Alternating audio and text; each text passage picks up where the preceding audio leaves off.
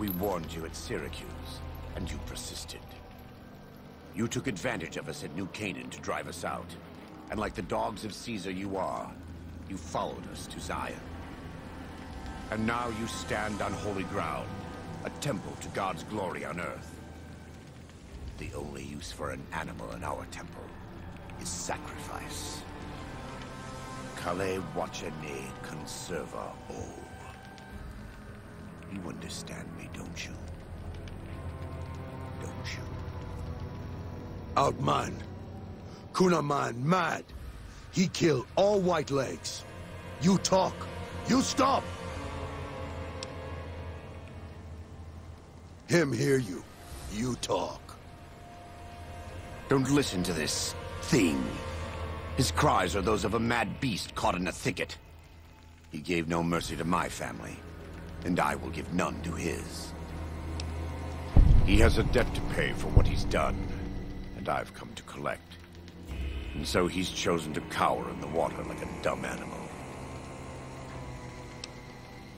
I want to take from them what they took from me, from my family.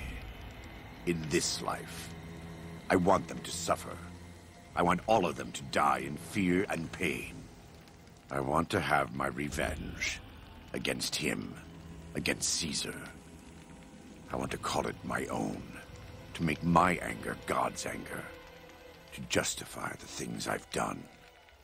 Sometimes I tell myself that these wildfires never stop burning, but I'm the one who starts them, not God, not them. I can always see it in my mind, the warmth and the heat. It will always be a part of me. But not today. Go. Get out of here. Go back. Back to the Great Salt Lake.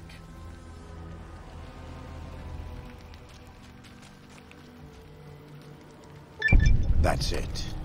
It's finished. Thank you for staying with me. I couldn't have done this on my own. Let's go find Daniel. Tomorrow we'll be here soon. And there is much to do.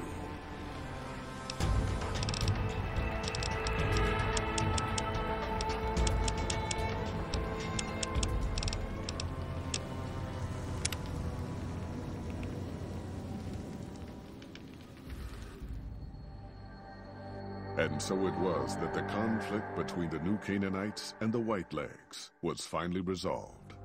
The courier's involvement had tipped the scale, shifting the fragile balance of power. Demoralized by the dead horse and Sorrow's attack the courier and Joshua Graham led against them, the Whitelegs retreated to Great Salt Lake. Their days were numbered. Word soon reached the 80s tribe that the Whitelegs' spirit was broken. Their war chief a dim shadow of his former self.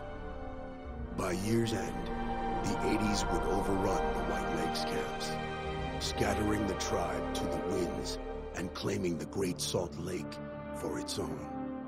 The Sorrows fought beside Joshua Graham and the dead horses, eradicating the threat the Whitelegs posed to Zion.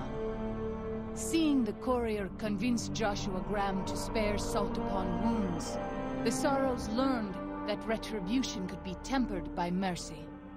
Though he despaired at the Sorrows' loss of innocence, Daniel took some small consolation in the courier's lesson, and prayed it would take root. Having helped eradicate the Whitelegs from Zion, the dead horses returned to Dead Horse Point in triumph.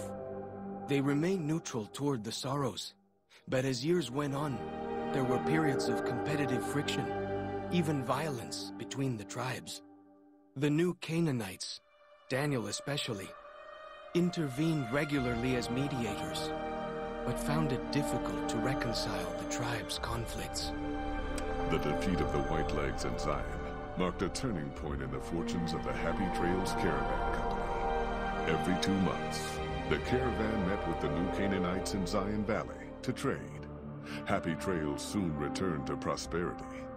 The vigilance of the Sorrows and dead horses in defending southwestern Utah, initially startling to Happy Trails caravans, soon proved a blessing. The tribes united against the 80s, driving them back from Highway 50 and thus opening yet another trading route for Happy Trails caravans. The threat of the Whitelegs ended. Joshua Graham helped the Sorrows and Dead Horses tend to their fallen comrades and secure Zion.